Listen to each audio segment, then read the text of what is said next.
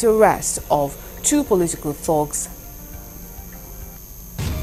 From the international scene, 1 person died and 7 others are missing after unprecedented rain caused floods and landslide in the coastal Koike region of Ishikawa in northern Japan.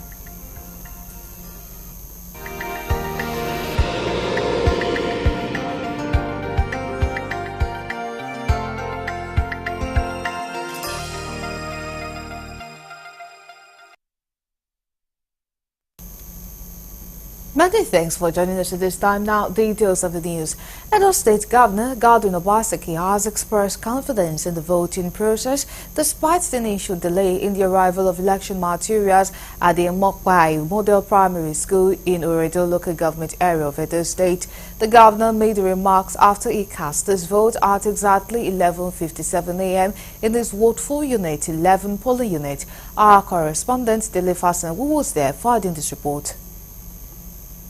The voting exercise started a little bit after 10 in the morning as INEC officials came to the polling unit late, while the heavy downpour also slowed down voting process before the governor arrived at the venue with his aides. Speaking on the exercise, the governor expressed satisfaction over the turnout at his polling unit. You can see, in spite of the inclement weather, you can see the turnout. People have come out. You can see the enthusiasm. It's not midday yet, and the ballot box in my polling unit is already full.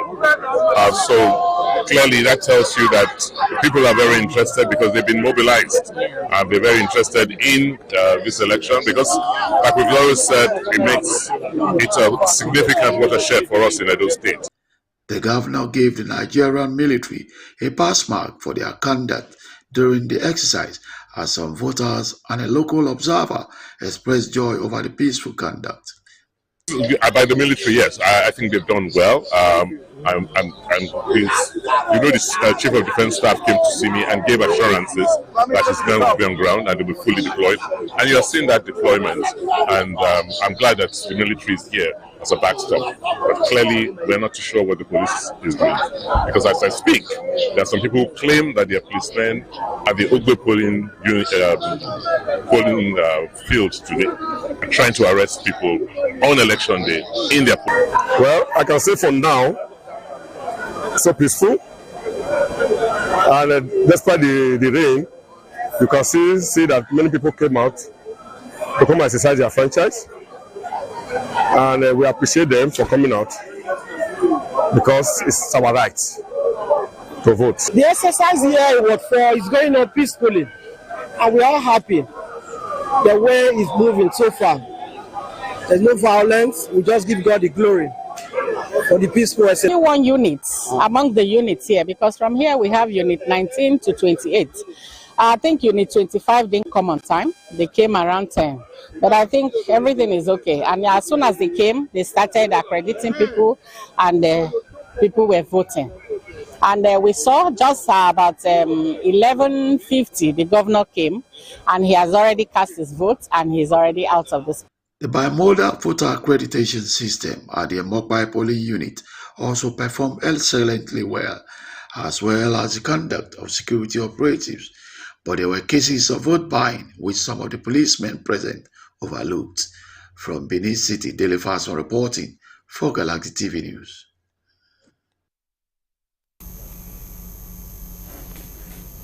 And still in Edo State, the candidate of the Labour Party, Olumide Akpata, has commended the Independent National Electoral Commission on the peaceful election process so far at the Edo State 2024 gubernatorial election. Barrister Olumide was speaking immediately after casting his vote at the Ministry of Education, Ward 6, where calling on INEC to maintain the pace which they have started. He admonished the electorate to be law-abiding. The machine captured me without any issues, without any glitches, and then I was given my ballot paper. I went to the booth. I thumbprinted where you would imagine I would thumbprint, and then I stuck it in the ballot box. Everything went well. I want to hope that this is the experience of every Edo voter, but I'm not going to make that assumption standing here. I'm going to wait for feedback from around the state. It's 192 wards, 4,519 polling units. We are hopeful that this will be the experience of every Edo voter, and that I am calling on INEC that the playing field should remain level.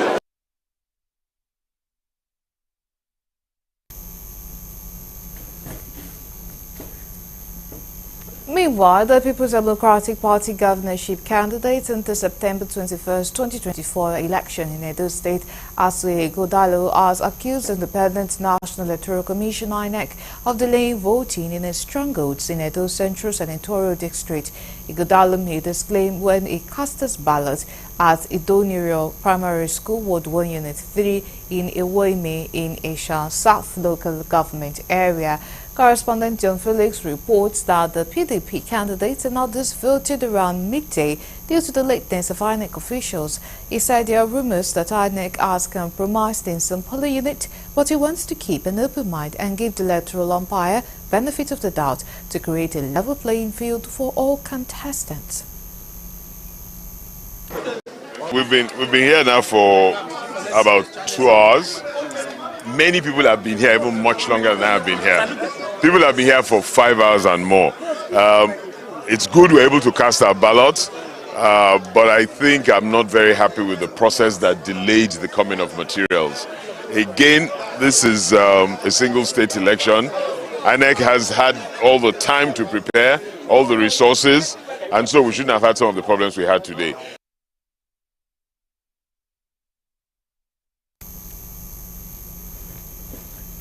And still on the election, the Nigerian police force has made significant breakthrough in its efforts to curb electoral violence in Edo State with the arrest of 2 political thugs, namely Edwin Obano, 43-year-old, and Alda Tajuddin, a 41-year-old PDP member from Ugbogbo Quarters, Ikara Koko, Edo State. Acting on a tip-off that some individuals had been harmed to cause mayhem and disability during the election on Saturday, the police operatives swooped into action and apprehended Obano, a leader of an armed group at Orido Ward 4 at about 9 p.m. and Aldu Tajuddin at Ikara Koko, Edo on the eve of the election. According to a statement issued and signed by the Force Public Relations Officer Muyiwa Adejobi, on searching the bags in their possession, 3 cutter-sized locally fabricated pieces were discovered on Obano, while 1 locally made gun was recovered from Tajuddin. The statement added that the arrest was a testament to the Nigerian police force commitment to maintaining law and order and ensuring a peaceful electoral process. It stressed that the police and other supporting security agencies will not tolerate any form of violence or disorderliness during the election in Edo State. The suspects are currently in custody and will face the full weight of the law. The police reassured the public of its dedication to protecting lives and properties and therefore urged citizens to report any suspicious activities to the nearest police station or via published helplines. And in yet another development, a comprehensive operation police operatives conducted synchronized raids on identified black spot officers of the Nigerian police force, arrested 2 key suspects who were members of the PDP, both from Ufanama community, Ovia Southwest local government area, Edo State. The suspects connected to a larger network involving one Atiku and a kingpin known as the Boss were apprehended at Silkash Guest House in Ikpoma, where a substantial amount of cash and incriminating items were recovered.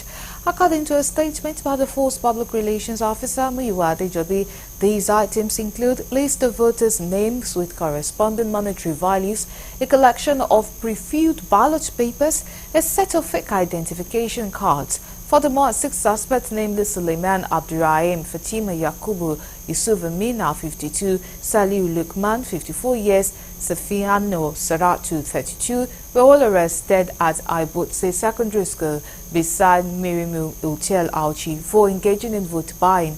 This group, according to the statement, was found with large sum of money, a cache of weapons, detailed plan outing strategies for voter intimidation. A fake journalist who claimed to be a staff member of one of the leading television stations in Nigeria was also apprehended. Further highlighting the extent of the criminal network, It added that the police team, action plan and swift action have dealt a significant blow to those seeking to undermine and discredit the electoral process.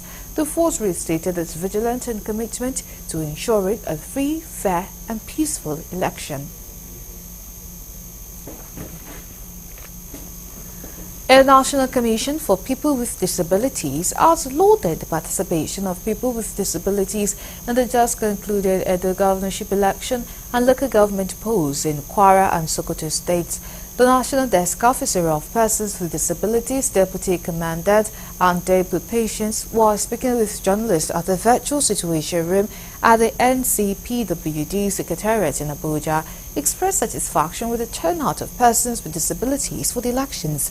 Correspondent Kole reports that these patients, however, admitted that despite the high level of inclusivity, some necessary materials required by these special people were not available, calling on the National Electoral Commission to take note of lapses ahead of the governorship election in Ondo State. So good. From Edo, we have a good report, coming in, how the PWDs are being treated. But right now there is rain, so the election is a bit slow. And from Kwara, I think they are also doing well. And Sokoto, we're not having very good response from them because it's only one political party that is conducting the election.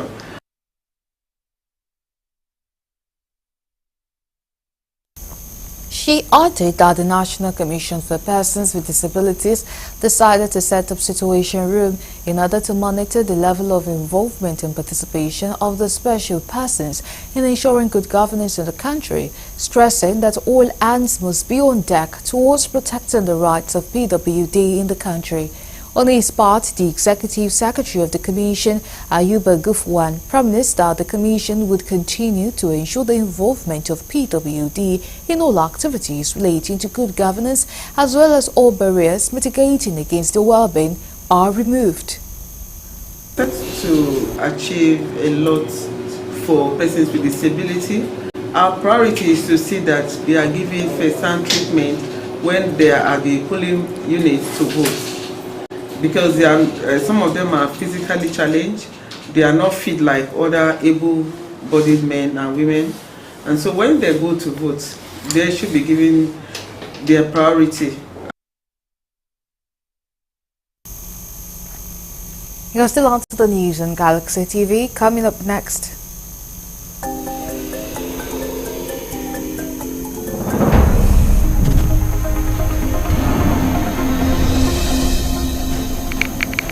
President Bola Tinubu assures Nigerians that his administration is focused on delivering tangible results in the nation's infrastructure for long-term economic stability. Details of that and more coming after the break. Do stay with us.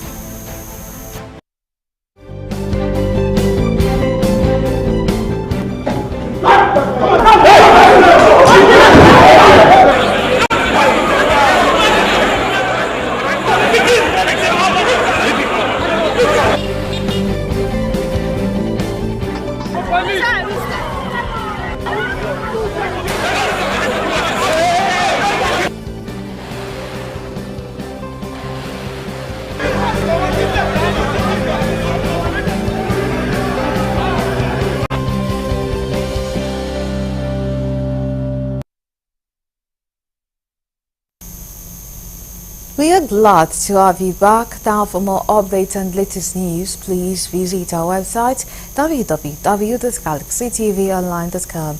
Connect with thoughts on our X handle at Galaxy TV.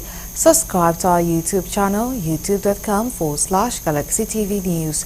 You can follow and interact with us on our Facebook page, facebook.com/Galaxy TV. Remember to follow and tag us on our Instagram page at Galaxy TV.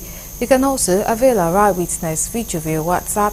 If you have breaking news around you, simply share your story by sending short clips or videos of the news on 0818-6666-669.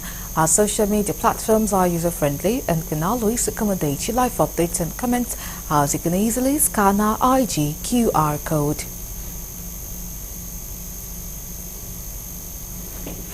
Still on election matters, the Deputy Inspector General of Police in charge of Edo governorship election, DIG Frank Mba, has said that he was impressed with the performance of police and security agencies as they go about maintaining peace and order during the election. DIG Mba made the disclosure when he led men and officers of the police on a visit to several polling units in the Edo local government area of Edo State. Correspondent Dele Fason completes the story. The Deputy Inspector General of Police in charge of Edo governorship election, after inspecting the voting process at the Emokpai Modern School in Oredo Council area, said except for the initial lapses which was contained, the police were impressive in their conduct. We've been on the streets monitoring the elections, and we've visited a couple of polling booths. So far, so good. We've seen a large turnout in a lot of the places we've gone to. We've seen very large turnouts in others, and there have been some places where the turnouts were quite low. But for us, our major concern is around the security of the elections. And I am so far encouraged and impressed by what I've seen. On the arrest of two political thugs with arms at Oredo, the first police relation officer, Olumoyiwa Adejobi, said they are helping the police in their investigation. As a furtherance of our efforts to make sure we have a seamless exercise, we got an intelligence that some individuals have been harmed to truncate this electoral process, and we went out on raid. We were able to arrest two of them and recovered 4 various locally made arms with ammunition, and they are in our custody. They are helping us, and this will continue to do. We would not allow any individual to come out and disrupt this process. It must be a successful process. The Nigerian police promised to continue monitoring the collation process in line with best practices. From Benin City, Dele Fason reporting for Galaxy TV News. Gunboats from the Nigerian Navy ship Delta have commenced patrol of the Benin waterways to ensure the protection of electoral materials, ad hoc staffs and INEC officials. The gunboats, which started from the Gelegele River to the border town of Koko in Delta State, saw the military men calling on people to come out and vote without fear. Materials were conveyed to the hotspots in the Benin waterways by the NNS Delta personnel to prevent the incident of 4 years ago when materials were hijacked by sea pirates. Although the exercise started late in the Edo waterways communities, the environment was peaceful when Galaxy News crew visited. It will be recalled that the NNS Delta commander had on Friday read a riot act to criminals to steer clear of the Edo waterways, saying it will no longer be business as usual.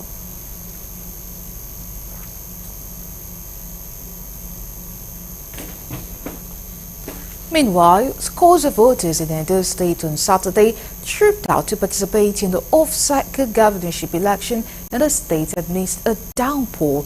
Our correspondent John Felix, who monitors the exercise, completes the story. It's election day here in Edo State, and the voters are out in their numbers. In spite of the rain, voters lined up for accreditation and voting, which were held simultaneously. Despite the late arrival of voting materials, voting commenced amidst the heavy downpour. In a chat with Galaxy TV News, some voters speak on the process. Well, the exercise in my unit is peaceful from the look of things. There are a little disagreement, and we disagree to agree. So that is the way I've seen it. It's very peaceful. We don't have any problem at all. It has not given us problem. It's working well. Just about roughly 4 minutes. It's very nice. Very nice.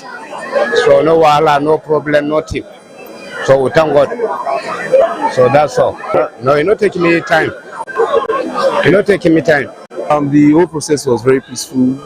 The material came on time and we voted, and it was peaceful. So the technology was very smooth. When I gave them my voter's card, they checked the whole process. Even the capture, everything was smooth. There was no inch in anything, and I voted, and that was all. Yes, we have enough security on ground. It just was some few persons that was trying to canvass and all that stuff. I think those ones should be done before the election, not on the particular election ground. Also speaking, some election observers noted some glitches, saying it was also reported in other parts of the state. They however commend INEC on the election process so far. INEC are still doing very well, and we observe that this tempo that have started must also be sustained, so that we don't see a whole lot of discrepancies when the result is now coming out, because that is where the major issue is, so that we don't build the anxiety of the people. As the result is collating from the units, let it go straight to the ward, from the ward down to the local government, then to the state collation center. If there is no tampering of results, if there is no inflation, what Beavers has not been able to capture should not be allowed to stand. So if we can be able to guide against all these rules and follow the due electoral law, definitely we won't have a problem. So far we have a peace in Edo State. The exercise since morning when they started, it has been peaceful though. Peaceful, only for some party agents who were trying to, ferment trouble. But I thank God everything is okay now. It's only one unit among the units here, because from here we have unit 19 to 28. I think unit 25 didn't come on time. They came around 10. But I think everything is okay. And as soon as they came, they started accrediting people, and people were voting. Our finding so far was that we've been on field as early as possible. There is the arrival of late materials and some of the INEC officials in some of the areas. We were in Agbado earlier. We are seeing this is the governor polling unit now. We were here too very early, but later I think the voting has started now and people are started coming out.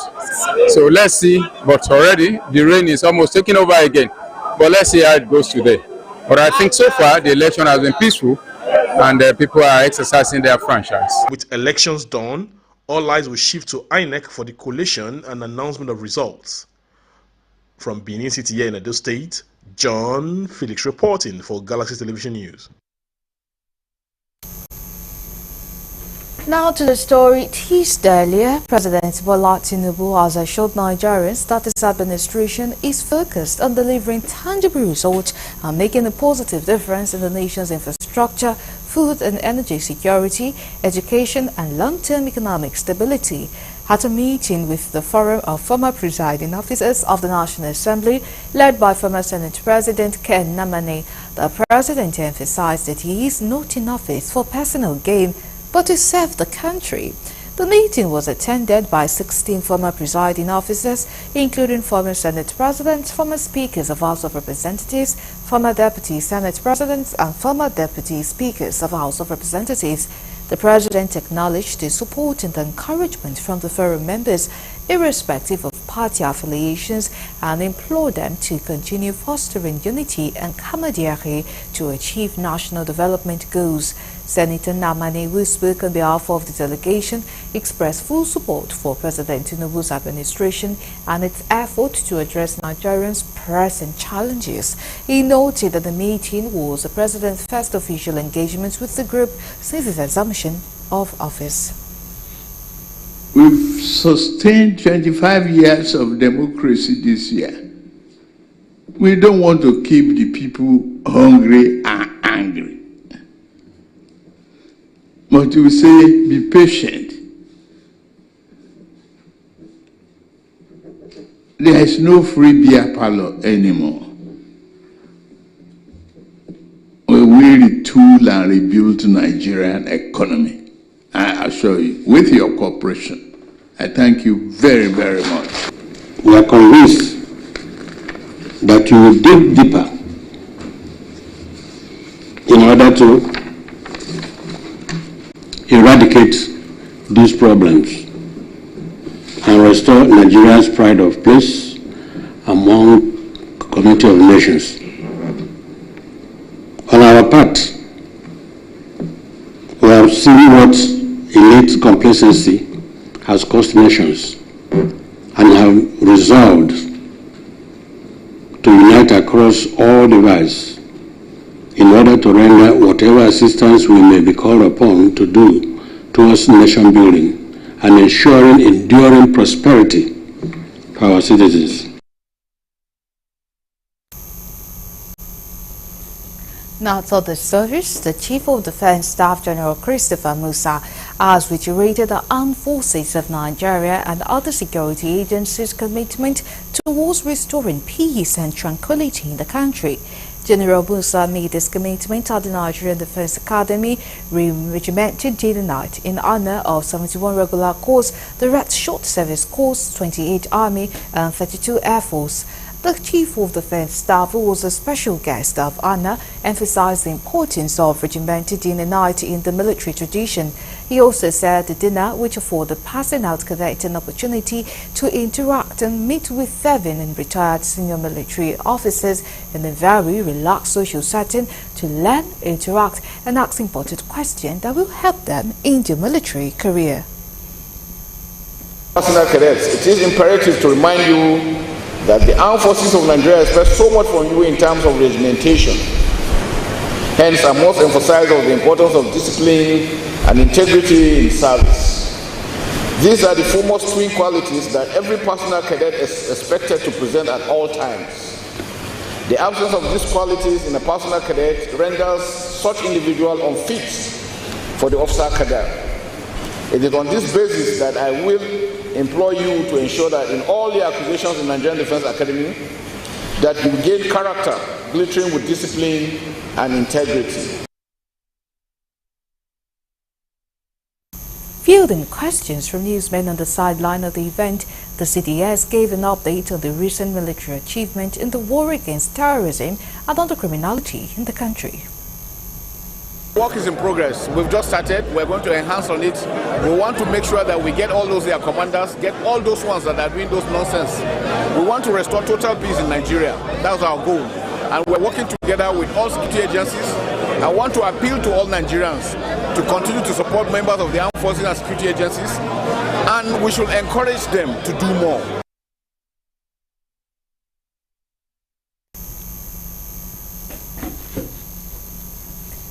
In a bid to ensure road safety and reduce road traffic crashes, the Federal Road Safety Corps Special Marshal held the third Joint National Patrol Operations in collaboration with other sister agencies.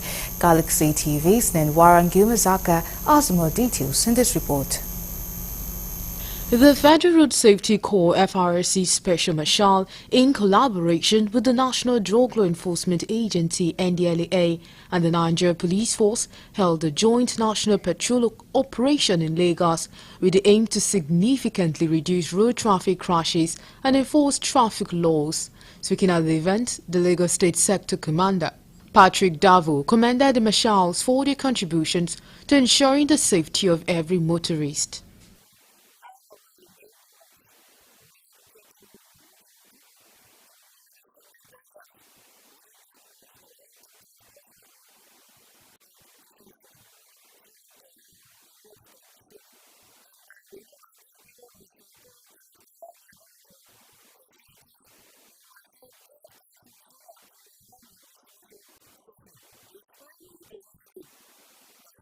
On his part, Lagos State Coordinator Special Marshal Olusegun Akinton gave assurances that as regards to the ongoing road construction along Lekki-Ekpe Expressway, the marshals are fully ready to ensure a smooth flow of traffic within the region.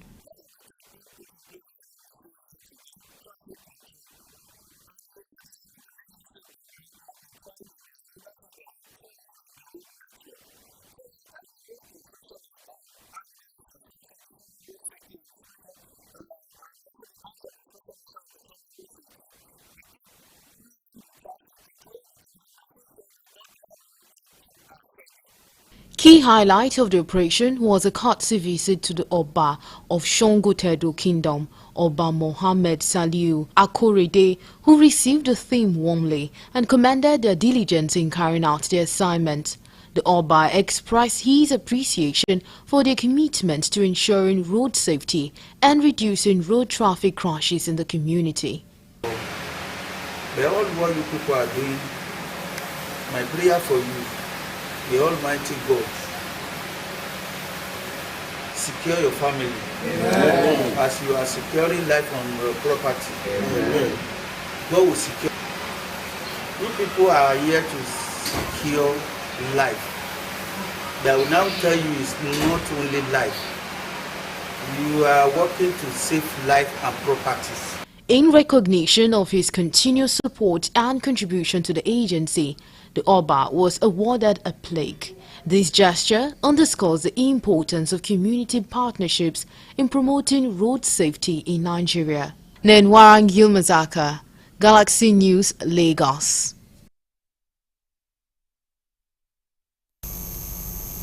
You're still on to the news on Galaxy TV. Let's go on a break. When we come back, the news continues.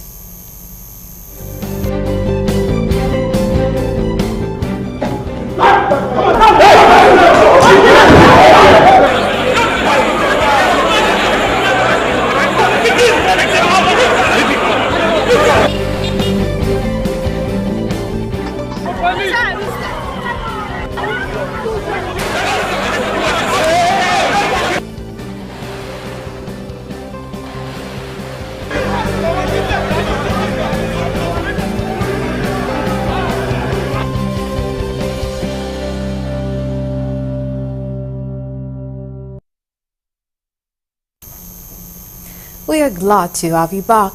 As part of efforts to end maternal mortality in the country, the NDA 38 regular course unique ladies, through its outreach, have provided the 24-hour solar inverter lights to the Nigerian Defense Academy Hospital. In our address, the president of the NDA 38 regular course unique ladies, Hawa Pani, says as women, they understand the plight and challenges women face during labor and therefore decided to provide this unique support to the NDA community.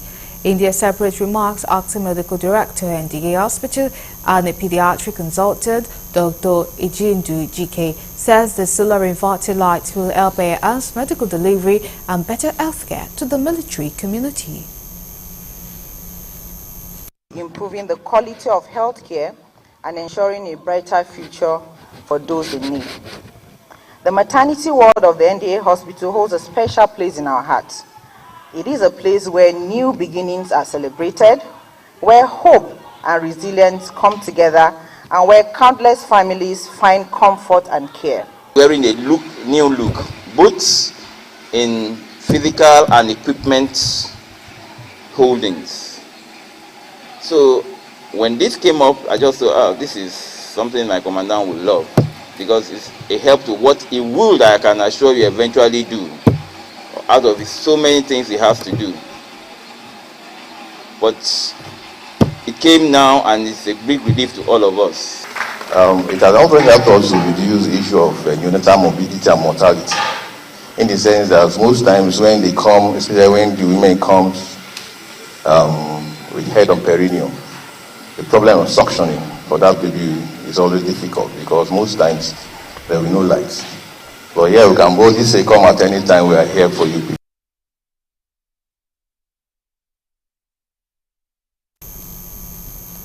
Now to other stories. Determined to ensure students of tertiary institutions in Nigeria access the monthly educational loan initiative of President Bola Ahmed Tinubu to support their education needs in the face of current economic hardship, the Nigerian Education Loan Fund has taken desensitization to students of Joseph Saruwan Tarka University, formerly University of Agriculture, Makadi, to educate them on the method processes required to apply and access the loan with effortless ease.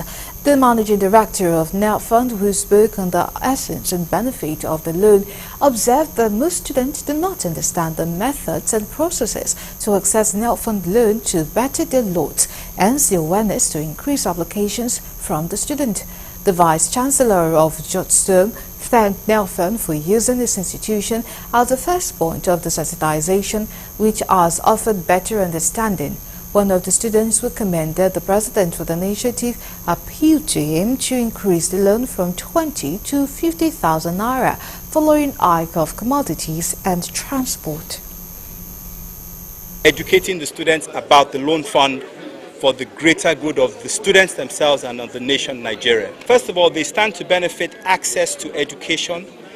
They stand to benefit the opportunity not to have to drop out of studies because of financial constraints. They stand to benefit funds that will help them look after themselves while they're getting an education. They stand to benefit a better opportunity for jobs as they go forward into their careers. Yes, it's going to be of benefit because a lot of students are beginning to drop out. Some are dropping out not because of academic challenge, carryovers, but because of finance, of the hardship of the economy. From here to town, a person is about 1,500.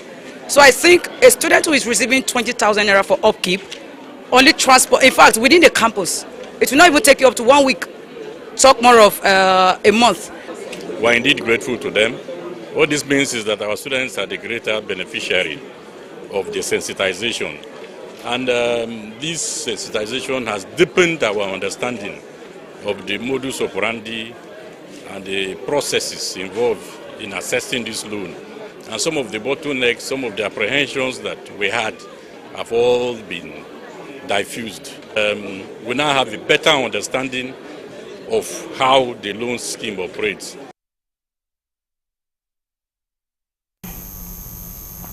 The National Youth Service Corps has deployed 2,615 Batch B Stream 2 Corps members to rural areas in Kaduna State after they completed their 21-day orientation course in the state. At the closing ceremony held at the NYSC Temporary Orientation Camp at Government College Kaduna, State Governor Senator Wasani congratulated the Corps members on their successful orientation while urging the Corps members to accept their posting in good faith. Represented by the State Commissioner for Human Services and Social Development, Hajia Rabi Salisu, the Governor emphasized the importance of dedication, professionalism and a spirit of service as they began their primary assignment. Earlier, NYC Kaduna State Coordinator Azan Mahmoud Tora commended the Corps members for the exceptional performance during the orientation course. Tora also reminded the Corps members to shun social vices such as corruption, nepotism, tribalism and religious bigotry.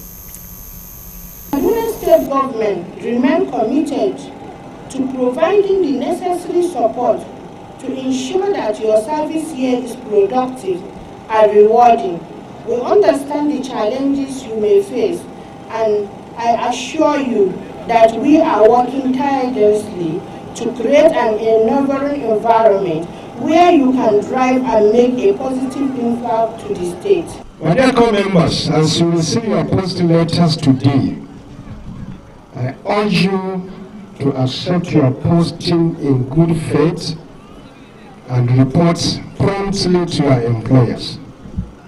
While carrying out your primary assignments, you are expected to identify the felt needs of the host communities and engage in community development service projects that will impact their lives positively. Sincerely, for the country to advance forward, I believe we need to go beyond white-collar job creating, and that's one of the major things that we have been taught in this side, entrepreneurship. So it's one of the best ways to increase our GDP, find job for ourselves, and we should always be a job provider. That's the best thing to help the country and foster our economic growth. I've always loved fashion, so on getting here I went for the fashion skills, and I learned in the space of the little time, I learned a little and I was very happy. At least it has added to the little already that I knew before coming, and it went a long way.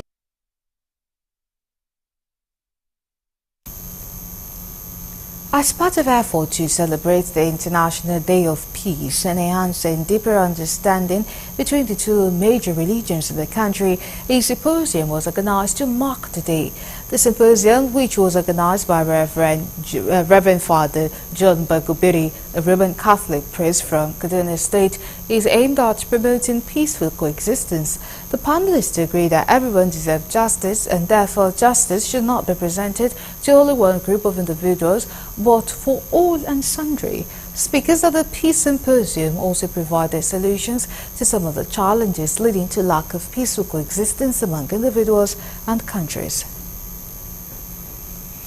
Values, moral values for our politicians, both in the families, both in the church. If you preach in the church or in the mosque, parents will go and educate, their children at home, and they become doctors, lawyers, teachers, politicians, and so once they are well trained, I think they can be good politicians. We have politicians who are good.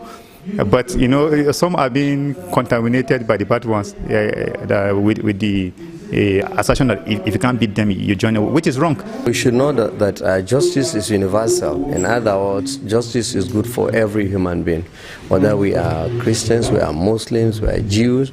Justice is a demand for every human being that should be cherished and supported by all and sundry. At the personal level, all of us should aspire to imbibe the spirit of justice and togetherness. It's not just simple. It's too simplistic to simply assume that injustice starts up is perpetrated by government. Women are nation builders. When you educate a woman, you educate the entire nation. But when you educate a man, you educate an individual. Reasons that we are mothers and we have direct link with our children. The children spend more time with us mothers in the house than they do with the men. So if as mothers we are peacemakers, we instill that peace in the children, and so whatever we tell them is what they grow up with. Most at times politicians use religion as a tool in order to attain to what they desire for, and therefore religion, even where religion agree to say politics is part of religion, but religion is not politics, and politics is not religion, and no politics represent Islam. I'm sure no politics represent Christianity.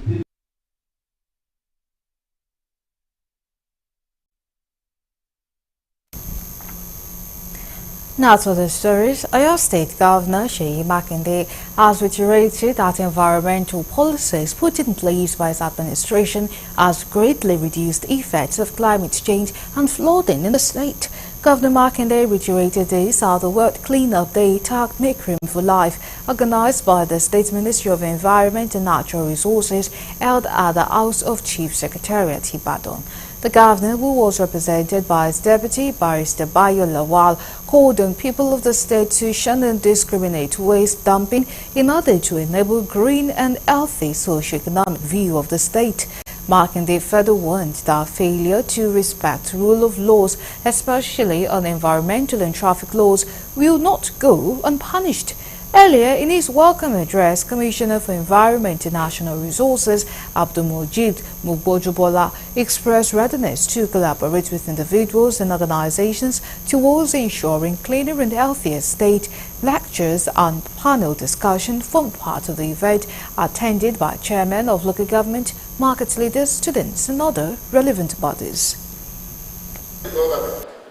Under his leadership, Engineer Seyi Makinde has established a law which will put teeth to unfriendly and unclean environment, and the practitioners of such a study act, which we call the rule of law, enforcement of rule of law. It's not about embracing law, and we must make ourselves to be aware that that law is in existence. Violation of the law will be met with consequences. By the United Nations, the theme for this year celebration is Make Room for Life, which is appropriate at the time the planet experiences challenges of climate occasioned by reckless burning of fossil fuel, improper waste management techniques, forest degradation and deforestation, among other things.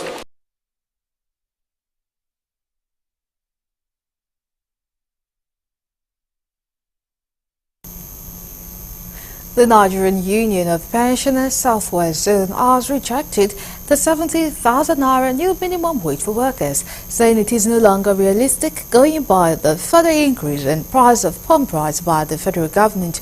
Addressing journalists, the public relations officer of the zone, Dr. Olusegun Abatans, noted that the current inflation has made a mess of the 70,000 naira minimum wage, hence the need for its review to 250,000 naira.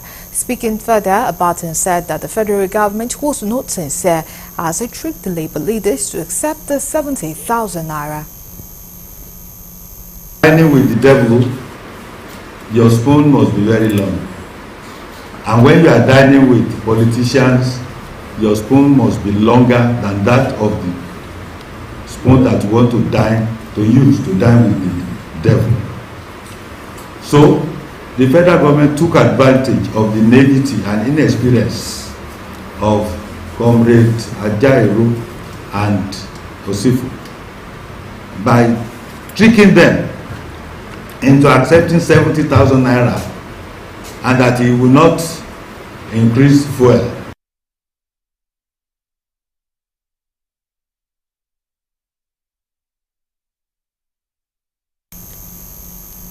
Now we move to the international desk for more news.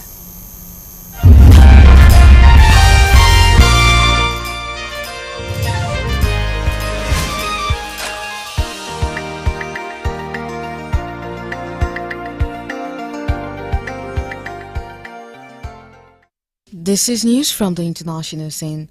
One person has died and 7 others are missing after unprecedented rains caused floods and landslide in the coastal quake-hit region of Ishikawa in northern Japan. Japan Meteorological Agency on Saturday issued its highest life-threatening alert level for the Ishikawa region following torrential rains which expected to last until midday on Sunday. More than 40,000 people across 4 cities have been ordered to evacuate after at least a dozen rivers in the region burst their banks. 2 of the missing were carried away by strong river currents. Meanwhile, another 4 workers carrying out road repairs following a deadly New Year's Day earthquake are also unaccounted for. More than 120 millimeters of rain was recorded in Wajima on Saturday morning, NHK reported, the heaviest downfall in the region since records began. The cities of Wajima and Suzu and town of Noto have ordered some 44,000 residents to evacuate and seek shelter in Ishikawa Prefecture, Honshu Island. An Israeli airstrike on a residential area of the Lebanese capital Beirut has killed 2 top Hezbollah military commanders and other senior officials in a major escalation that has added to fears on all-out war. Hezbollah, the powerful Iranian-backed militia and political group, confirmed the death of Ibrahim Akil, a senior commander in the group's elite Radwan forces.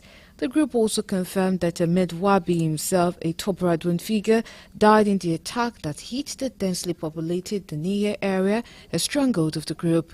Senior UN official Rosemary DiCarlo warned that the Middle East was at a risk of a conflict that could dwarf the devastation witnessed in the region so far. Friday's attack was another major blow for Hezbollah and the first airstrike to hit Beirut since July, when Fuad Shukr, a right-hand man to leader Hassan Nasrallah, was killed. It happened just days after a wave of explosions of pages and walkie-talkie used by the group that killed dozens, wounded thousands more, and caused panic in a country already exhausted by almost 1 year of conflict. The death toll from an Israeli air attack in Beirut's southern suburb has risen to 37 people, including 3 children and 7 women. Lebanon's health minister said the strike, which wrecked 2 buildings in the Lebanese capital, the Naya district, also injured more than 60 people. Health Minister Firas Abia declared 3 children killed were aged 4, 6 and 10, according to Abiyad. Minister of Public Works and Transport Ali Amiye has said bombing of residential building constituted a war crime and that Israel was dragging the region into a war. Israel's military said it carried out a targeted strike against senior members of Hezbollah's elite Radwan forces in the Beirut suburb. An Israeli military spokesperson said on Saturday that at least 16 Hezbollah militants were killed in the attack. Hezbollah confirmed that 2 of its top commanders, Ibrahim Akil and Ahmed Mahmoud Wahabi, along with 12 other members, were killed. In July, an Israeli airstrike killed Fuad Shukr, the group's top military commander. Still on the international scene, a New Zealand pilot who has been freed more than 19 months after being taken hostage by separatists in Indonesia says he is very happy to be going home to his family. Philip Mertens was kidnapped by West Papua National Liberation Army fighters in February 2023 and was released after lengthy negotiation into the care of Indonesian officials on Saturday. He appeared before camera looking thin and with a full beard and is said to be in good health. The 38-year-old was kidnapped after he landed a small commercial plane in the remote mountainous area of Unguda. His release follows a month of critical diplomatic effort by authorities in Wellington and Jakarta. He was kidnapped after his small passenger plane, which belongs to Indonesia's Sisuhe, landed in Nduga in February last year. He was meant to return a few hours later after dropping off 5 passengers, but shortly after landing, rebels targeted a single-engine plane and seized him. 5 other passengers who were indigenous Papuans were released. The United States Secret Service has acknowledged a series of security failures it made during a July campaign rally where Republican presidential candidate Donald Trump was shot at and wounded in the ear. In a review of the July 13 assassination attempt in Butler, Pennsylvania, the Secret Service identified deficiency in advanced security planning and poor coordination with local police, said the agency's acting director Ronald Rowe. He further said whilst the members of the advanced team were very diligent, there was complacency on the part of others that led to a breach of security protocols. Questions over the competency of the elite U.S. law enforcement agency are swirled since a gunman dashed on a rooftop opened fire at Trump during the rally, grazing the former president in the ear and eating 3 people in the crowd, 1 fatally. Congressional officials lambasted the agency for failing to clear the area or respond quickly to the attacker. The backlash pushed the agency's director Kimberly Chittle to resign. Several of the agents were placed on leave. Lastly, on the international scene, voting is ended in Sri Lanka's presidential election as the country seeks to recover from an economic crisis and political upheaval that triggered mass protests and forced then-President Gotabaya Rajapaksa to flee. The election on Saturday is widely seen as a referendum on his successor, Ranil Wickremesinghe, who has restored some stability through austerity policies backed by the International Monetary Fund. The measures, including tax hike, have left millions struggling to make ends meet and are unpopular with many voters. The economic crisis has boosted support for Anura Kumara, the leader of the Janata Vumukiti Peramuna (JVP). The party led 2 field uprisings in the 1970s and 1980s that left more than 80,000 people dead, and it won less than 4% of the vote in the last parliamentary elections. But Sri Lanka's crisis has proven an opportunity for the 55-year-old Senayaka, who has seen a surge of support based on his pledge to change the island's corrupt political culture. Fellow opposition leader Sajid Premadasa, 57, the son of a former president assassinated in 1993 during the country's decades-long civil war, is also expected to make a strong showing. And that's it from the international scene.